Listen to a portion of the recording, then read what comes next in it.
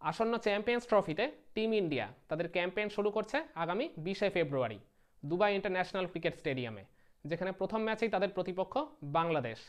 তো ভারত আর বাংলাদেশ এই দুই দল সাম্প্রতিক সময় ঠিক কেমন পারফর্ম করেছে, বা শক্তিমত্তা ও পরিসংখ্যান অনুযায়ী কিংবা কাগজে কলমে এই দুই দলের কোন দল ঠিক কোথায় এগিয়ে বা কোথায় পিছিয়ে রয়েছে, বা আসন্ন টুর্নামেন্টে এই দুই দল যেরকম টিম গড়েছে তাতে তাদের স্ট্রং জোন বা উইক জোন কোনটা, চলুন সেই সব কিছু নিয়ে আজকের এই ভিডিওয়ে আলোচনা করা যাক। যেহেতু চ্যাম্পিয়ন্স ট্রফিটা ওডিআই ফরম্যাটে খেলা হচ্ছে, তাই এই দুই দলের ওডিআই পরিসংখ্যানের দিকেই আমরা মূলত চোখ রাখবো। তো ভারত আর বাংলাদেশ এখনও পর্যন্ত 41টা ওয়ানডে ম্যাচ খেলেছে, তার মধ্যে ভারত জয় পেয়েছে 32টা ম্যাচে, বাংলাদেশ জিতেছে 8টা ম্যাচে। আর এছাড়া এই দুই দল এখনও পর্যন্ত 5টা বাইল্যাটারাল ওডিআই সিরিজ খেলেছে, তো যেখানে ভারত জিতেছে 3টা সিরিজ আর বাংলাদেশ জয় পেয়েছে 2টাতে।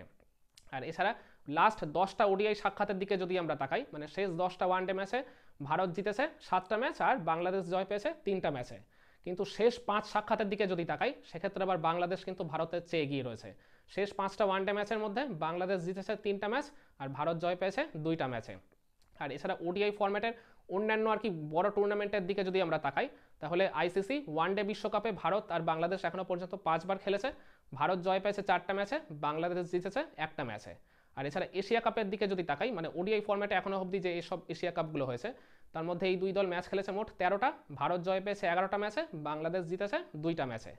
আর এই যে টুর্নামেন্টটা হতে চলেছে চ্যাম্পিয়ন্স ট্রফি, এই চ্যাম্পিয়ন্স ট্রফিতেও কিন্তু ভারত আর বাংলাদেশ এর আগে একবার মুখোমুখি হয়েছিল 2017 সালে, তাও খুবই গুরুত্বপূর্ণ একটা ম্যাচ সেমিফাইনালে। তো এই দ্বিতীয় সেমিফাইনালে ভারত বাংলাদেশকে হারিয়ে কিন্তু ফাইনালে পৌঁছেছিল। মানে চ্যাম্পিয়ন্স ট্রফির মুখোমুখি সাক্ষাতে এখনো পর্যন্ত একবারই দেখা হয়েছে এই দুই দলের, ওই একটা ম্যাচই ভারত জিতেছে।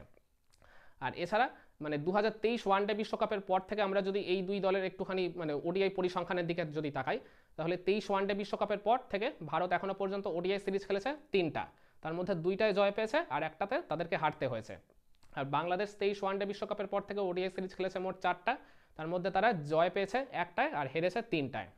আর বললাম ভারত 3টা ওডিআই সিরিজ খেলেছে 23 ওয়ানডে বিশ্বকাপের পর, এই 3টা ওডিআই সিরিজ মিলে তারা মোট ম্যাচ খেলেছে ওই জায়গায় 9টা, তার মধ্যে জিতেছে 5টা, হেরেছে 3টে আর একটা ম্যাচ টাই হয়েছিল। আর বাংলাদেশে বললাম 4টা ওডিআই সিরিজ খেলেছে 23 ওয়ানডে বিশ্বকাপের পর, ওই 4টা সিরিজ মিলিয়ে তারা মোট ম্যাচ খেলেছিল 12টা, জয় পেয়েছে 4টায় আর হেরেছে 8টা ম্যাচে। আর এছাড়া এই দুই দল সর্বশেষ ওডিআই ফরম্যাটে কবে মুখোমুখি হয়েছিল জানেন? ওই 2023 ওয়ানডে বিশ্বকাপে, যেখানে ভারত 7 উইকেটের ব্যবধানে একটা আর কি বিশাল জয় পেয়ে বাংলাদেশকে খুবই কমফর্টেবলি হারিয়ে দিয়েছিল। আর এছাড়া এই দুই দল মানে এই আসন্ন টুর্নামেন্টে যেরকম টিম গড়েছে, তাতে আমরা যদি একটু ডিপার্টমেন্ট ওয়াইজ আর কি তাকাই, তাহলে আর কি বোলিং ডিপার্টমেন্টটা মানে পেস বোলিং ডিপার্টমেন্টের দিকে যদি আমরা তাকাই, তাহলে বাংলাদেশের লাইন আপে কিন্তু 4জন প্রিমিয়াম পেস বোলার রয়েছে: তাসকিন আহমেদ, নাহিদ রানা, মুস্তাফিজুর রহমান আর তানজিম হাসান সাকিব। আর ভারতের আবার পেস বোলিং ডিপার্টমেন্টে 3জন প্রিমিয়াম পেস বোলার রয়েছে: মোহাম্মদ শামি, আশদীপ সিং আর হর্ষিত রানা। আর এছাড়াও হার্দিক পান্ডিয়া রয়েছে ভারতের লাইন আপে, তিনি আবার পেস বোলিং অলরাউন্ডার হিসেবে খেলবেন। মানে হিসাব মতো ওই ইকুয়ালি যদি বলেন, তাহলে 4জন করেই পেস বোলার রয়েছে দুই দলের সাইডে। তো এই জায়গায় আমি মনে করি বাংলাদেশের পেস বোলিং ডিপার্টমেন্টটা তুলনামূলক কিছুটা হলেও ভারতের চেয়ে কিন্তু এগিয়ে রয়েছে, কারণ বাংলাদেশের যে 4জন প্রিমিয়াম পেস বোলারের কথা বললাম তাদের সাম্প্রতিক সময় কিন্তু দুর্ধর্ষ ফর্মে রয়েছে সব কটা বোলারই। আর তুলনামূলকভাবে ভারতের বোলাররা কিন্তু এই জায়গায় কিছুটা হলেও আমি বলবো পিছিয়ে রয়েছে, কারণ মানে মোহাম্মদ শামি এমনিতেই আর কি চোট কাটিয়ে দীর্ঘদিন পর ফিরেছেন, তিনি মানে সেভাবে আর কি পুরনো রিদমে এখনও ফিরে যেতে পারেননি। হর্ষিত রানা সবেমাত্র ওডিআই ক্রিকেটে অভিষেক হয়েছে, আশদীপ সিং ওই ওডিআই ফরম্যাটে তুলনামূলক এক প্রকার নতুনই বলা চলে। আর হার্দিক পান্ডিয়া তো মানে পুরো দমে তাকে পেসার বলা যাবে না, তিনি হচ্ছেন পেস বোলিং অলরাউন্ডার। তো এই সব কিছু বিচার বিবেচনা করলে বাংলাদেশের ওই তাসকিন আহমেদ, নাহিদ রানা তো এক নিয়মিত 140+ আর কি বল করতে পারেন। তাসকিন আহমেদ মানে এই রিসেন্ট পাস্টে তিনি দুর্ধর্ষ ফর্মে রয়েছেন আর তিনি অনেক অভিজ্ঞ একজন ক্রিকেটার। আর এছাড়া মুস্তাফিজুর রহমান, তারও তো ওই জায়গায় আর কি ভ্যারিয়েশনের কোনো কমতি নেই, তারও এক্সপিরিয়েন্স ওই জায়গায় প্রায় বছর দশেকের। আর এছাড়া তানজিম হাসান সাকিব ইয়ং সেন্সেশন হিসেবে তিনি ওই জায়গায় যথেষ্ট নজর কেড়েছেন। তো সেই কারণে আমি সব কিছুর দিক থেকে বিচার করে আর কি বলছি বাংলাদেশের পেস বোলিং ডিপার্টমেন্ট ভারতের থেকে কিন্তু তুলনামূলক কিছুটা হলেও এগিয়ে থাকবে। আর এছাড়া স্পিন বোলিং ডিপার্টমেন্টের দিকে যদি তাকাই, তাহলে বাংলাদেশের লাইন আপে কিন্তু 3জন স্পিনার রয়েছেন। ওই মেহেদি হাসান মিরাজ, তিনি তো পুরোদস্ত স্পিনার বলা যাবে না, তিনি হচ্ছেন ওই ব্যাটিং অলরাউন্ডার। আর এছাড়া তাদের লাইন আপে রয়েছেন নাসুম আহমেদ আর রিশাদ হোসেন, একজন লেফট আর্ম স্পিনার আর একজন লেগ স্পিনার। এই দুই স্পিনার কিন্তু যথেষ্ট কার্যকরী ভূমিকা পালন করতে পারে, পার্টিকুলারলি ওই লেগ স্পিনার রিশাদ হোসেন। আবার অপরদিকে ভারতের লাইন আপে কিন্তু 5জন স্পিন বোলার রয়েছেন: বরুণ চক্রবর্তী, কুলদীপ যাদব, ওয়াশিংটন সুন্দর, আকসার প্যাটেল আর রবীন্দ্র জাডেজা। তার মধ্যে ওই লাস্ট 3জন তো হচ্ছেন মানে বোলিং অলরাউন্ডার, আর ওই প্রথম দুজন মানে বরুণ চক্রবর্তী আর ওই কুলদীপ হচ্ছেন ওই মানে একদম পুরোদস্তুর স্পিন বোলার।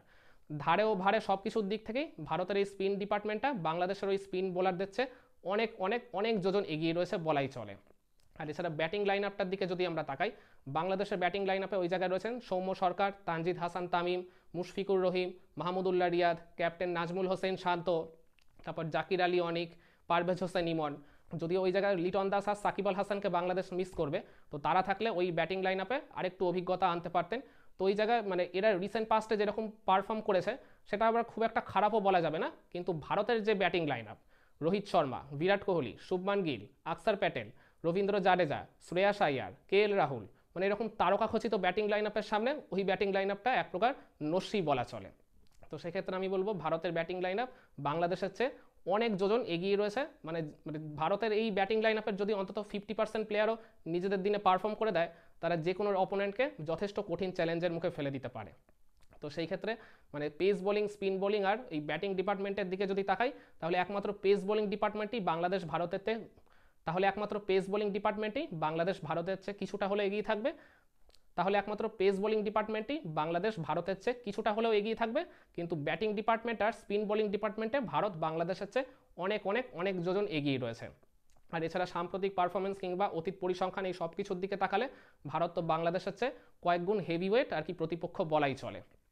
আরেকটা কথা বলে রাখি, জাসপ্রীত বুমরা যদি ভারতের এই লাইন আপে থাকতেন, তাহলে ভারতের এই পেস বোলিং ডিপার্টমেন্টটাও কিন্তু বাংলাদেশের তুলনায় কিছুটা হলেও আবার এগিয়ে যেত।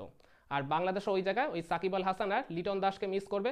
সাকিব আল হাসান আর কি লাইন আপে থাকলে বাংলাদেশ ওই জায়গায় একজন এক্সট্রা ব্যাটার কিংবা এক্সট্রা বোলার খেলাতে পারত, কারণ Shakib specialist batter, specialist bowler, মানে দুইটা রোলই আর কি একসাথে প্লে করতে পারতেন। মানে সাকিবের মতো অলরাউন্ডারের অভাব বাংলাদেশ মানে হাড়ে হাড়ে টের পাবে বলে আমি মনে করি এই আসন্ন চ্যাম্পিয়ন্স ট্রফিতে। তো যাই হোক, সব কিছু মিলিয়েই এই দুই দলের যা টিম হয়েছে এই চ্যাম্পিয়ন্স ট্রফিতে, তাতে করে একটা সমানে সমানে টক্কর আমরা কিন্তু দেখলেও দেখতে পারি ওই 20শে ফেব্রুয়ারি দুবাই ইন্টারন্যাশনাল ক্রিকেট স্টেডিয়ামে। তো আপনারা কি মনে করেন ওই 20 তারিখ কোন দল জিতবে বা কোন দল জয়ের জন্য ফেভারিট, ভারত নাকি বাংলাদেশ? কাকে ভোট দেবেন আপনি? কমেন্ট করে আপনার মতামতটা জানাবেন নাকি?